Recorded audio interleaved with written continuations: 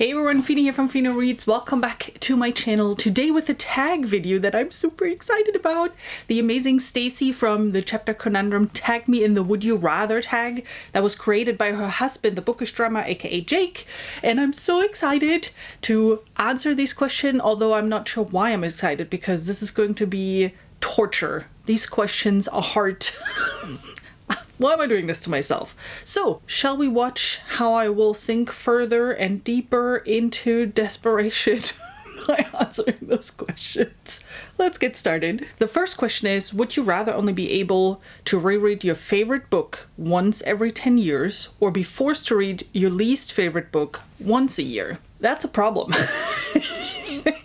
It starts out great already. So I don't have the favorite book. Just not a thing for me. But I have multiple favorite series, and a lot of them are not finished yet.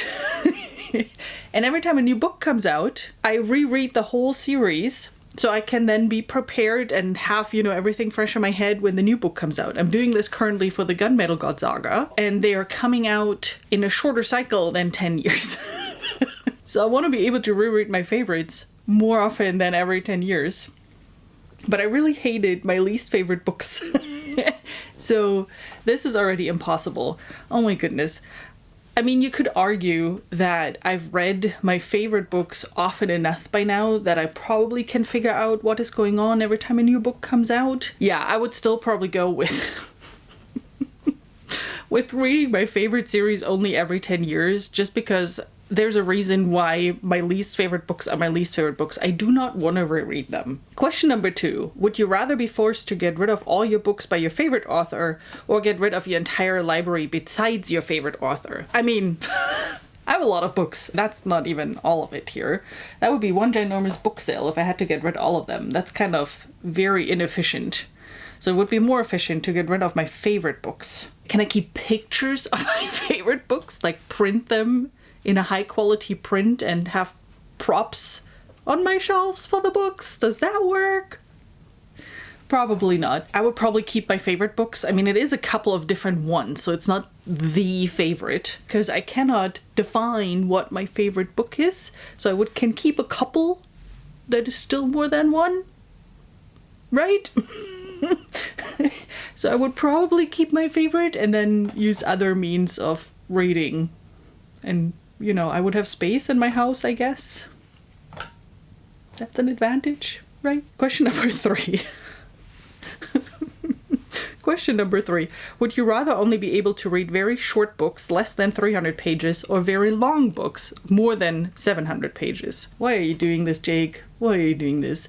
The majority of the books I read are between 301 and 699 pages. I'd say like 90% of the books I read are in that range. So, it's not possible.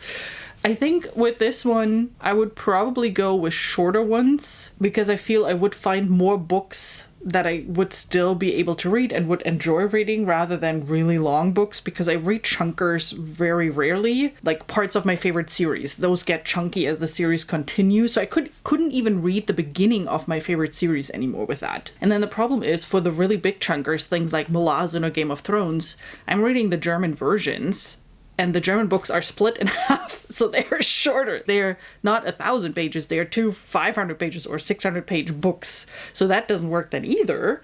So yeah, I probably would go with shorter, less than 300, just because I feel I would find more books that I would enjoy reading.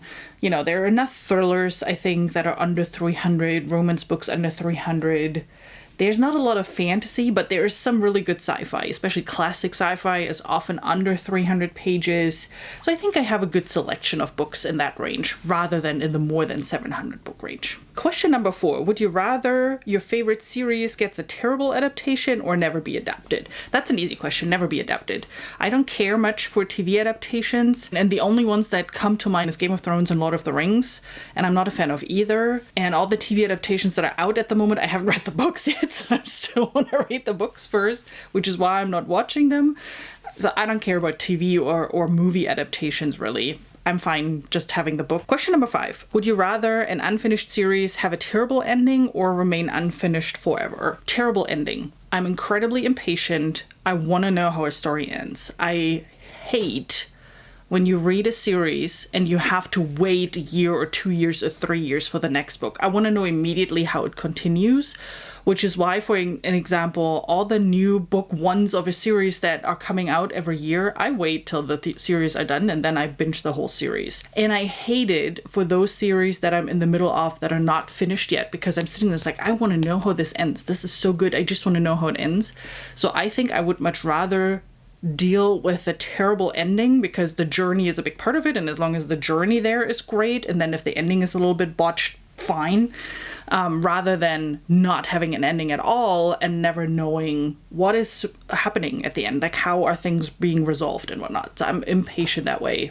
So yeah, definitely rather terrible ending. Question number 6. Would you rather cut your reading time in half or cut your book buying budget in half? That's also an easy question. I would rather cut my book budget in half and keep my reading time, because I already don't have as much reading time as I would like to, although I'm reading pretty much every weekend, the entire weekend. Because book budget is easy. You use your library, use things like Kindle Unlimited or, I don't know, Pango books, buy the cheaper there. There are other means of getting stuff to read rather than buying that, and I'm totally fine then not buying fancy special editions or whatever. I think I could handle that better than not having as much reading time. Question number 7. Would you rather be forced to listen to audiobooks at 3 times speed or listen to audiobooks at half time speed, so slower? Imagine that I'm not talking like this, but I am talking like this. Reminds me of Finding Nemo. Hello, whale. So, like this. And I think I would do 3 times speed, even though I would understand as much as a half time speed. But it's more a thing of maybe I understand parts of it, and again, patience. I'm super impatient. That's a trait that I'm fully aware of that I have. I interrupt people all the time. When they're saying something and I'm at a point where it's like, okay, I know where you want to go with this, I interrupt you and then answer your question already, even though you haven't finished your sentence yet. It's problematic. I'm fully aware of that. But given that notion, I could not sit there and listen to someone speak very slowly. It's just not. No. Mm-mm. So 3 times speed, and then hoping that I get used to it or that I get to catch enough so that it's not a problem. Maybe I would then only listen to German audiobooks. That might be easier than a language that is not my first language. And part of it, I will answer with the next question. Would you rather only be able to read physically or only be able to listen to audiobooks? I could get rid of audiobooks. So if I have to listen to them in 3 times speed, I could just get rid of them. And only read physical books going forward. I mean, the next question is perfect to, resolve this issue. But even if I wouldn't have to speed it up like crazy, I've always been more a fan of physical books. And I listen to audiobook very, very rarely already because I can't focus. Like I would have to sit there and stare at my phone and listen to the audiobook. So I get everything that is going on, and I can't do that because then I fall asleep. And if I do something on the side, I cannot 100% focus on it, so I miss bits and pieces of it. But if the story is easy enough, I can still follow along. But like a complex fantasy or a sci-fi or a thriller that has a lot of twists and turns, I would not be able, or I am not capable of following along on audiobooks. So I read, 95% is I read physical books already, so I would be fine to get rid of audio. Question number 9. Would you rather be stuck reading a mix of 3 and 4-star books or read a mix of 1 and 5-star books? I don't know how to answer that. That question stuns me. I really don't know what I would do, because 5-star books just get you so excited, right? You get so emotional about it, so excited about it, so passionate about it. If that would go away, that would be kind of sad. I mean, 4-star books are still good in my opinion. And I actually just finished one that I gave 4 stars that I will do a review on, and I will gush about it. But with a 5-star book, there's just this little more, with attachment and love and whatnot. But if I can only get that, if I then on the other hand only read really crappy books, I mean, 1-star for me is mostly DNFs. 1-star books are really a pain in the arse, let's face it. So if I can only get my really passionate books that I fall for, no questions asked, if I then on the flip side only have books that I basically all DNF, or do I have books that are generally all good and I generally all enjoy them, but the spark is missing? I think I'm answering the question myself. I think I would rather stick with the 5 and 1 star ones, so I wouldn't waste as much time with them then and just get rid of them quickly. But when I then find a 5-star book, then I really, really love it. Yeah, I think that's my answer.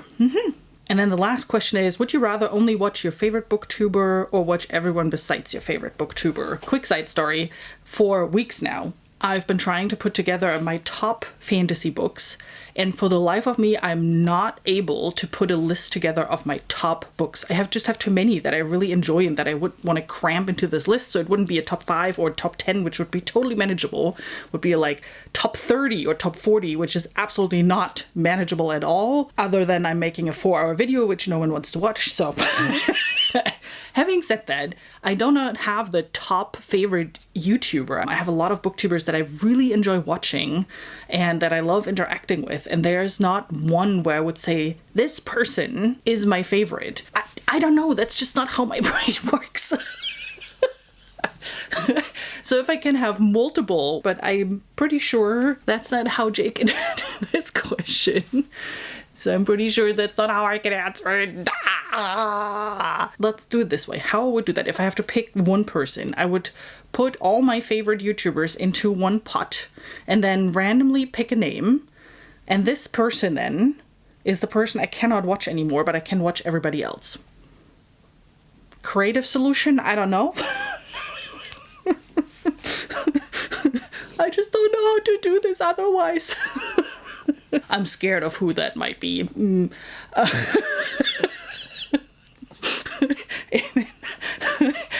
think that works. Right. Okay, time to torture a couple of other people. The last thing to do is tag a couple of folks. I'm tagging Sarah from reread. Sarah, you haven't done a video in a while, and I hope that will get you back. I want to see another video from you. I miss you. Number 2, I'm tagging Theo from Rekindled Reader because he just came back, and I want to make sure he stays on BookTube and doesn't walk away. So Theo, consider yourself tagged. And lastly, I want to tag BookBuds because they always do great tags, and it's so much fun to watch them doing these tags and answering them both simultaneously. So guys, I tag you and hope you have fun with it. Alrighty. I hope you enjoyed watching me suffer, because I did not enjoy suffering. No, to be fair, that tag was a lot of fun. It's fun to think about what if situations and thinking through what you might be willing to do or not. So I hope you enjoyed this video. If you liked it, please give it a like. And if you haven't subscribed yet, please do so as well, so you see more fun videos in the future. And then I hope you have an amazing rest of your day and that I'll see you soon. Bye.